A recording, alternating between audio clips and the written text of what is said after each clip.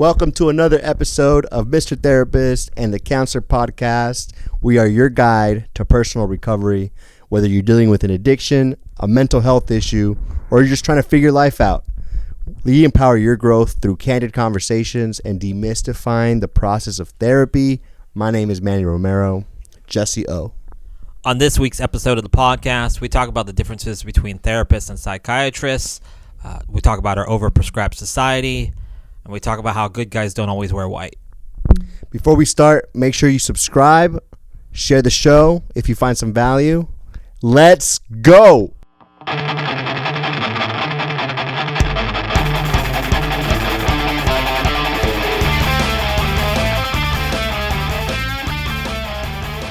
What's up, man? What's going on, dude? Not much. How are things? Things are good. Yeah. Yeah, I feel like I haven't seen you. Did you get your haircut? I did. Yeah? I did. I got my haircut today. Dude, I got so mad at my daughter because I took her to get she cut your hair. Oh, okay. I took her. Yeah. And I gave her some markers and a coloring book. Yeah. And she colored all over the freaking leather seats of this this organization. Dang, she's gonna be like a graffiti artist one day. A tagger. Probably, yeah, man. But yeah, we got into it a little bit, and then. Do you yell at her in Spanish? Not no, that you yell at her. In English. Do you? Okay. Yeah, when I'm mad, when I'm frustrated, yeah, it's in English. Yeah. And yeah, don't yell. Do I yell at her? Sometimes I raise my voice. Anyway, so we went back. I went to the car to get some wipes. Went back. I'm like, hey, you're gonna have to apologize to them. Yeah. Like, and so she was really nervous about that, but we walked her in. I cleaned it. It came off luckily, and then. Were you not paying attention? I was getting my hair cut, bro. Bro, eyes on the prize, dude. Yeah, you got a kid right there with a crayon. I know. That's it was dangerous actually, game. I'll tell you what, I did get frustrated with her, and I remember I was like, why did you do this? And she's just looking at me like, so sad, dude. She's like, I just want your attention, this literally Papa. just happened a couple hours ago. And so I was like, I thought in the moment, I was like, oh, it's not even her fault. Like, it's my fault. Like, I set you up to fail, Yeah, kid. you did. I put markers in your hand, like, You knew what you were doing. I did. So You're I was sick. like, you know what? This is the lesson. I can't leave you unsupervised with markers. Stop gaslighting your child. Shoot, straight up, dude. Set her up to fail? I know. I you did, doing? bro. Dang. I know. You like to say let's go at the start of this podcast. I did, yeah. And I said it really, I emphasized it today. Let's go. That's a real hyped up. If you want to Linda at it, let me know. What's that? That's Lil Jon, bro. Is it? Okay. Yeah. Man, I feel like every podcast you do like little clips of songs. Oh. It's pretty good. I used to be a DJ. That's right. DJ Scratch a Sniff, right? No. Whoa. DJ Scratch. No, DJ Manchado, actually. Yeah. Not DJ Michelado? Manchado, not Michelada. Manchado. What's that? R.I.P. to my uncle. Oh, shit. Yeah. That's a shout out. I'm talking shit about him. And I You compared it to are, an I know. alcoholic. Gosh, I can't believe you. Who actually was addicted to substances. Okay. So, That's our show for this week, you everybody. feel really good about yourself, don't you? Well, right I now? did try to shame you with your daughter, so I guess we're even at this point in time. But it's like a real common thing. People go, let's go. And I was telling you right before we started, I said, don't do it like that. Yeah. Because, I'm very controlling. Yeah. But I was like, I used to say, let's go. There was this band called Rancid, Tim Armstrong. Anyways, punk band from the East Bay. And they had an album called Let's Go. And I almost got a tattoo that said Let's Go with the emblem of the album from that. But now I hear people say, let's go all the time. I saw T Swift saying, let's fucking go. And I'm just like... Dude, you would mention T Swift right now. I'm trying to get views, right? Oh my gosh, so annoying. But now, even the podcast, I was like, don't say let's go. Yeah. I almost want to go. I want to do like here we go. Here we go. And you know where I get that from? No. Heath Ledger's The Joker. Ah, okay. He goes, here we go. Okay. See, my thoughts and my means are always more like sadistic and evil. Yeah. So I'm not allowed to say let's go anymore. Don't ever do that again. Okay, Jonah Hill. Here we go. What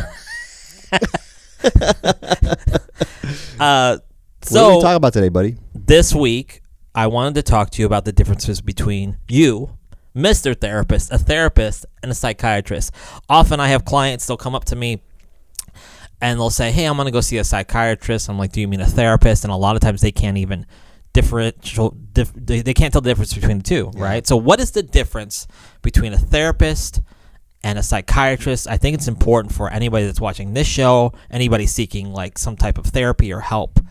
How would you break down the differences between a psychiatrist and a therapist? Yeah, it's simple. It's, a therapist has a license to help someone through talk therapy and through all these different modalities.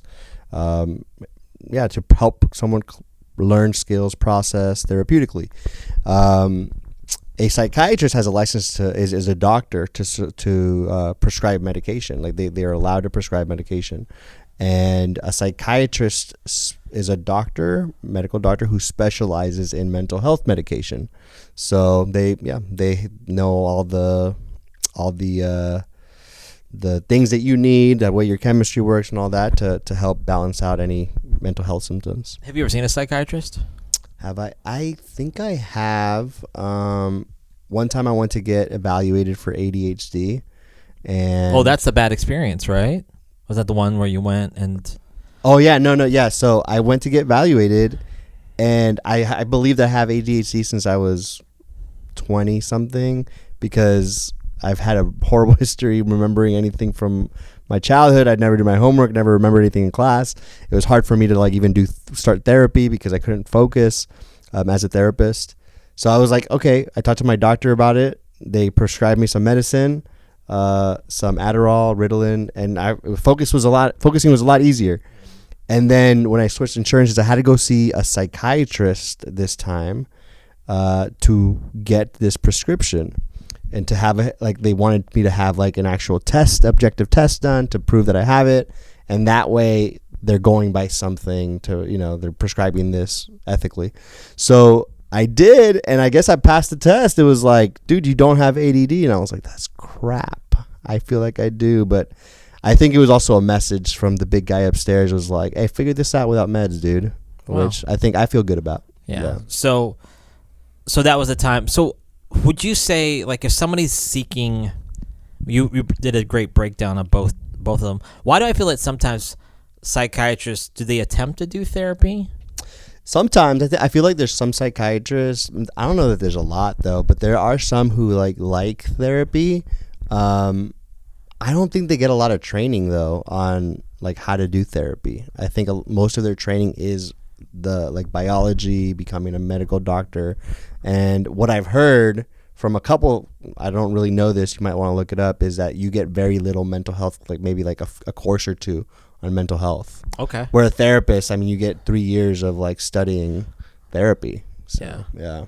Why do I get the sense then that people feel like I'm going to go see a psychiatrist because they're going to be a therapist? Is it just based on, do you think that they don't have the insight and they're confused on the roles? Yeah, I think so. I think it's like if you're not familiar with the field or in it, you don't really know what the name of anything is. I think when someone who is separated and says like, I want to go see a psychiatrist, a lot of times they probably do mean a therapist. They just are trying to differentiate it. Yeah, they just don't know really the difference there. Although I think people probably, I'm sure some people like who don't really know probably value, maybe they think that a psychiatrist is going to treat them in a more effective way than a therapist because of, I don't know, psychiatrist comes with such a like big expectation. It almost feels like, oh man, a psychiatrist, you're this like pretty big deal, So you kind of answered that, like what I was going to ask you, when is like a therapist not enough? Would you just say just for a medication type of like diagnosis, or like where you need to get something more treated? I think so. Yeah. Like when I'm seeing a client, one of the things that we're assessing is like the appropriateness for medication and even their attitude towards medication. Some people don't want to take medication. Do you want to shy away from it? Do you find yourself I don't like medication. Yeah. Like I'm not very trigger happy when it comes to referring someone to a psychiatrist. Why?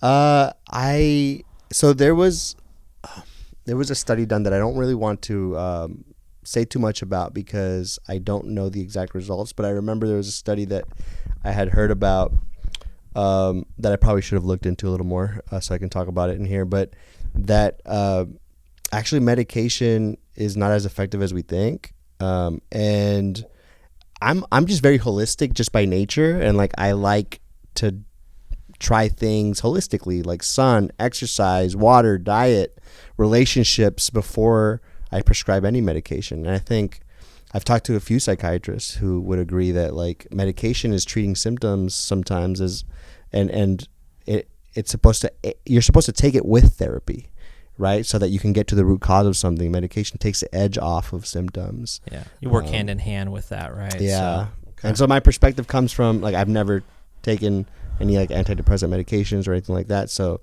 I can't say that like I have firsthand experience with that, but just as a professional and talking to psychiatrists, that's my opinion. You mentioned you've worked with like or talked with 2 psychiatrists. I've talked with a few psychiatrists. Yeah. You had mentioned to me like you wish that or hope that you could work more hand in hand with psychiatrists. Yeah. Is that correct or accurate? I wish that when or are we talking about more in the sense of the field? Do you feel like maybe disconnect's not too harsh of a word, but like do you feel like there's a bit of a separation there? Especially because we're in private practice. Like there's not a lot of time to like connect with a psychiatrist every other week or once a month to like talk about the client. It's just disconnected. They got their practice, I got my practice, and so we're kind of in two different lanes sometimes. But yeah, like it's kind of nice. Like working in treatment, we're having. I mean, I don't know how it is now, but we used to have like weekly meetings with a psychiatrist about the clients, right? And that was an intensive care. But I like that because it's like now we're all kind of in agreement on a treatment plan. Same team there. You're working most times under the same roof, so you can. There's a lot more communication. It should be a lot more fluid, at least, hopefully, right? And it's hard to get like as in private practice when I have a client who's taking medication. Sometimes it takes like a month, 2 months to even like after reaching out so many times to even connect or get a call booked, and then that call like feels so rushed. It doesn't feel like there's a lot of time to really discuss things, I get a real sour taste in my mouth when it comes to psychiatrists. Yeah, I know. You told me this. Yeah. What is it about? What do you think that's about? I think that a lot of times people just assume people in white coats have all the right answers, and I this is actually another reference from a band that I loved growing up. Like good guys don't always wear white. I think sometimes that there's a status mentality. Yeah. If we see a doctor, we believe like they're almost like the word of God in some ways. I feel like they don't make mistakes. Like they are very accurate. I've worked with a good amount of doctors and psychiatrists, and speaking of coming from a place of ego, I see it like almost a next level when it comes to the idea of humility when it comes to doctors and psychiatrists, at least in my experience. Yeah. So I think a lot of times there's a power dynamic there. Totally. And you mentioned working in the treatment field. One thing that I've seen is, and maybe it's a kind of a trigger. It is a trigger for me. Is a lot of times I feel like with a therapist there isn't this agenda. I think there's an agenda in the sense of like you're talking to somebody and that's all you're going to do. You're going to try to sort out your problems. You're going to use a more holistic approach with it, right? But with a psychiatrist, at the end of that session, there's an agenda at the end and it involves medication. Mm-hmm. And I've worked with enough clients to see at times clients are seeking that. They're drug seeking. Yeah. It's a very popular thing for anybody that's early in sobriety or recovery, or just have grown up on medication and it's the only thing that's working. You mentioned like Ritalin or Adderall. It's like people grow up on that and it's like, this stuff makes me better. I'm going to take this. So I've seen it so often where clients will talk to a psychiatrist and it's like, well, I will work with this person because I know what I'm going to get. My intent is to get some type of like substance which will make me feel better. Yeah. I think we have a culture too of that, like that pushes that, like, just know you get a headache. A lot of people's first reaction is to get some Tylenol or some ibuprofen. You have a stomach ache, you get some Pepto-Bismol. Listen, I am not trying to be a hypocrite here because I am the first one to tell you when I get up first thing in the morning, I need coffee or I need caffeine. I still trick my brain to think that I need caffeine all day to give myself some type of energy that'll give me some kind of push or motivation almost to be better. And that was the same mentality I had when I was taking opiates. Or initially when I started taking opiates, I would take a Norco or a hydrocodone because I was like, hey, I'll take this because this makes me better. Yeah. This makes me like smarter, faster, whatever it was. Yeah. Like it was like the super pill. So I still look for like that. If I have a moment of discomfort, don't get me wrong. If I have a little bit of a headache, I'm just like, I need something now. Yeah. I can't bear the physical pain. So I recognize like our society is a very drug-seeking, overprescribed society. But with that being said, I know there's a lot wrong with me, and I believe there's a lot wrong with what's going on in the medical field and with us as people, and what we're being told is like the right thing to deal with. Like, I love the fact that you mentioned, hey, you know what? It would be good sometimes, you didn't say it exactly like this, it's good sometimes just to go outside. Have you ever just went outside for a little bit after you've been indoors for like 7 hours at your job and go and maybe feel a shift? Yeah. You know, get around like a nice cool breeze. Like, it's not going to take away your migraine headache, but like there is a sense of relief. I mean, there's like, you'd be surprised, dude. There is like mindfulness meditations that are directed towards like migraine pain. Like, there is like a lot of times pain is this sensation that we focus on, and we almost like make even bigger, right? But continue to focus on it, and by our relationship to that pain. So there are holistic ways to help manage some of these things, but I think they take work, they take effort. And so it's hard to actually take that route. And even like, there's not a lot of knowledge about that, right? Like, when's the last time you saw a medication that was, or a commercial that was about like, hey, if you have nausea, drink some water, you could be dehydrated, or like, go to the gym if you're feeling depressed because you might need some movement, right? Or go get some sun, right? When's the last time you saw something like that on TV? It doesn't pay to advertise that. I think that's another like look at society of like, we are a go type of society, and to slow things down and just maybe try this alternative before taking something that will fix it super quick. So we want things to be super fixed like super fast. We don't wait. We have to like, our attention span is getting less and less and less. So like, and I want to say this, like, I'm not here because I do have some of this view on psychiatrists. I recognize just like a lot of things. There's a lot of good psychiatrists out there. Can you list like your top 10 like hated psychiatrists? Yeah, there's number one. No, but I would say like, I remember I had this college professor, and he I think he had some kind of diagnosis when it came to being schizophrenic. Yeah. And I remember he was great teacher, just great teacher, a lot of good qualities, right? I remember he was gone for a period of time, and when he came back, I remember like following up with him. Just, it was him and I were talking. I was like, "Hey man, where'd you go? Like, what was going on?" And he was very open. He's like, "My medication for my schizophrenia was not." I don't know the details of it, but like him saying like how important his medication was like, that is right there an example of like somebody who truly needs medication. But as I was talking to you about like the opiate epidemic, that's kind of where my chip on my shoulder starts when it comes to people with white coats, is because we have this epidemic based on saying, hey, take this, you're in pain, this is going to help you. And there's been enough documentaries and TV shows made about that, but it's still something that's going on present day. Yeah. We've seen tons of people die because of the opiate epidemic. And is it getting better? I don't think it's getting better. Yeah. It's hard, dude. And I think one of the things that we got to think about is we have these powerful resources. Like, we have like amazing science, amazing technology. It's growing every day, every year, right? It's something really amazing, and it's a good resource. But we're humans trying to understand like these like insane new technologies, right? Like, so I'll give you an example. Like when painkillers came out, I'm sure it was something amazing that was like, wow, like we have something to help with pain.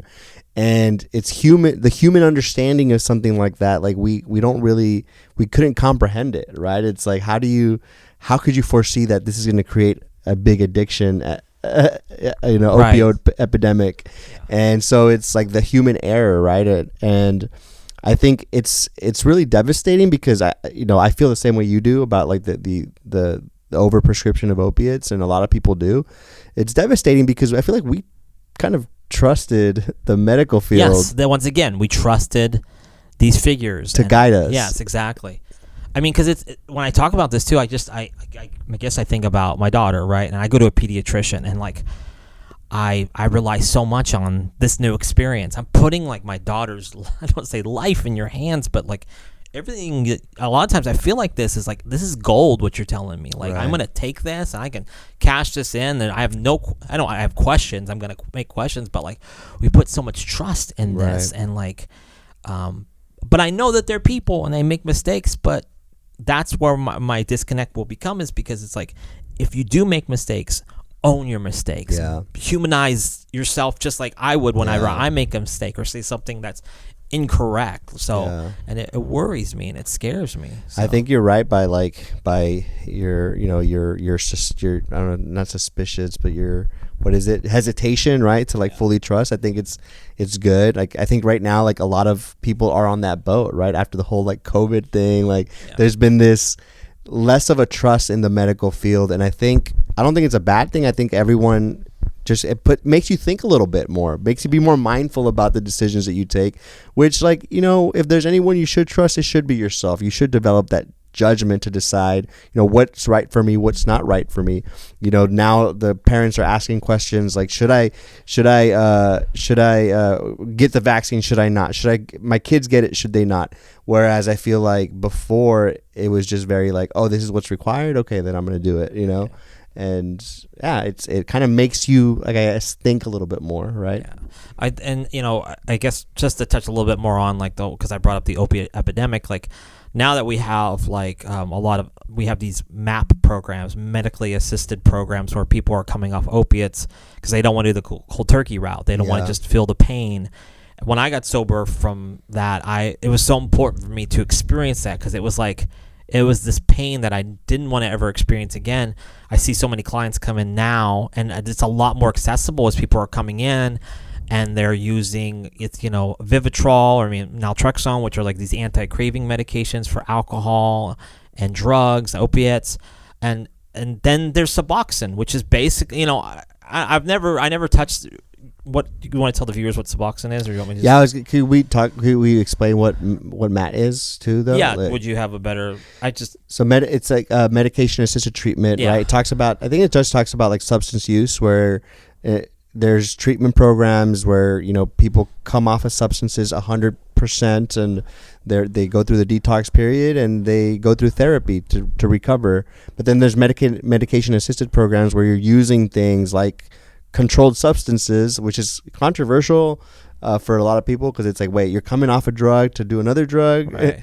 And so I think the view is like, well, it's more controlled because it's under the supervision of like a professional, and it's not as powerful. So there's Suboxone, which what Suboxone does is it blocks the opiate receptors, so that if you do want to try opiates and consume them, you're not feeling that high effect. You actually get sick, I think. And it's just a way for you, especially if you're chronically relapsing, it's been hard for you to maintain some sobriety. It kind of is a good aversion program for that. For that, though, I trip over that because somebody who's taken Suboxone, like I said, never done it before, but I see so often where clients are taking Suboxone and they know, like, I'm on this, so I'm safe, and there's a comfort. And I still have the thought of, like, if I'm not on this, I could potentially use opiates again. And it's just like, you are stuck on another medication that if you get off that medication, it's like, I'm going to drown. I don't know how to swim in this. So it's just, I don't know if I do. I have a lot of times, not every time, often I have a really negative stance on those type of programs, because I just feel like it's not aiding in the actual issue, the healing of the human, and that's what we tend to overlook, and that's where my stance on medications I get so I clench my fist right there. Not that I'm going to hit a psychiatrist, but like there's a couple of thoughts I have on that. By the way, I have to report you if you intend to hurt somebody, so ain't gonna hurt nobody. But I have a couple of thoughts on that. I hurt some feelings right now, so I hope you're paying attention right now. The first thought is, I think everyone's success is different, right? So like, I gotta consider, like, maybe someone who's like chronically relapsed and they've just really tried to, like, not take opiates, not hurt themselves in that way. Maybe there is a success in less harm, right? And doing something less harmful, like Suboxone I, over opiates, you know? Yeah, and at least you're getting them to a better level of functioning is where I'm coming from, right? And so like maybe for them, that is the next step. And hopefully, you know, they take a bigger step after that and they don't just get stuck there. And the second thing I was going to say is, first of all, we're not psychiatrists. So what we're saying, like, take with a grain of salt and do your own research. Talk to your psychiatrist. Because good disclaimer there. Yeah, because we are saying a lot of opinions about this. So I just want to get us. All podcasts covered. are mostly opinions. So like, if you think this shit's real or truth, like that's on you. But Suboxone does change you though. Like you're not sober. Like you are. It does change you. I would hesitate to do treatment with someone on Suboxone because I don't think I could help them that well in therapy. You know, I think it would be very limited the amount of gains we could do versus if you were sober. Yeah. I think there's an argument I get a lot of times, and so it's really intense. I'd be like, you know, if they're not on Suboxone right now, they could be dead. I'm like, oh, well, fuck, I can't argue with you on that, right? Yeah. I don't want that person to die. Yeah. I don't want that teenager to die. I don't want their parents to not have their son or their daughter. But my other thought is like, have you ever thought of just letting this person like experience some discomfort and maybe, and I don't mean just physical, mental, like talking to a therapist, there has to be some kind of like motivation, and that's hard maybe for somebody young that has never experienced like that, like not being always having drugs, using drugs or whatever, like for a long period of time. So you're coming from a place of you don't want to enable them. Yeah. You don't want that. You don't want to fully that up. Yeah. You don't want to fully protect them. Like it's healthy to feel discomfort. It's healthy to like not like if you rely on something so heavily, like there's a part of me that agrees with that. So let's take it away so we can know how to not be relying on that. Do you know anybody, like, I guess this is for anybody that's listening right now. Do you know somebody in their 40s or 50s that's on Suboxone? I'm sure there are people. Yeah, personally, no. Personally, no, not either me. And I'm trying to think of people I know right now, people I've worked with. You know, I mean, I guess I don't see a lot of like 70-year-old opiate addicts. I have. Yeah. You know, we did. I remember one. Yeah. They're like rare birds out there. You know. My point is that drugs won't fix everything. I don't like to live in the world of always and nevers, but drugs never have and never will be the end all problem of things. So. Yeah. I know that this is time sessions and we got a gimmick to live by, but I'm going to say fuck the clock right now. Damn, dog. Check that out. So I guess this is overtime pay, but I want to ask you something real quickly based on this topic that we talked about today, is that we have lost trust in doctors. You had mentioned briefly like with the pandemic and COVID and all that stuff, but who do we trust when it comes to medication? Because I'm asking this because I've seen like a recent ad with like Lady Gaga, and she was promoting a migraine medication, and then Travis Kelce from the Kansas City Taylor Swift's he was, you know, he did like a Pfizer commercial, but you know, a lot of people have opinions on like them slinging these medications, but is it best to put like somebody that is a popular figure? Is that going to help promote? Like, is that going to make you feel safer about taking medication? I mean, I think that's the goal. That like when you're getting a celebrity or an influencer to talk about a medication, you're trying to get people to buy it. You're like marketing it and advertising it. We're actually one of two, I think, countries that are allowed to advertise. Pharmacy companies are allowed to advertise directly to consumers, but there's some ethics around that. Like it's like, you know, you are putting this. Yeah, like you're getting people to like want to take medications. You're kind of like, you know, getting their buy-in to it. So you're kind of selling it to them. But should medications be more, I don't know, more of a when you need it, or when, you know, someone should come in and present it to you when it's appropriate, as opposed to just selling it to the generic public.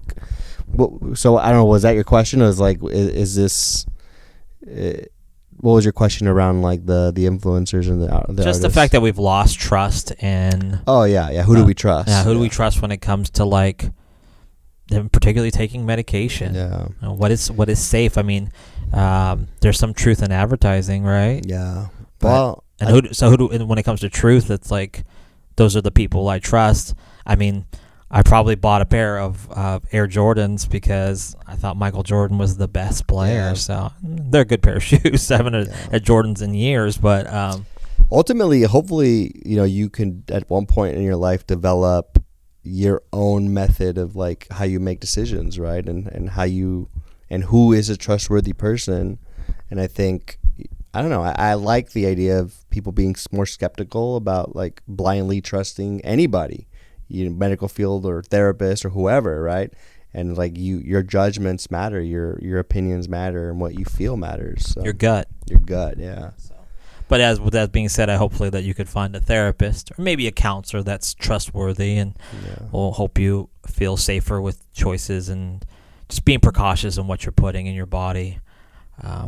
Just as I think a lot of us have been taught growing up, because we don't know what's going to damage or how it's going to change us. So, exactly. Cool, man. I'm sorry that it cursed out the clock. Yeah, so I apologize, clock. Time sessions is very important. It's a great gimmick. We'll catch you guys next week.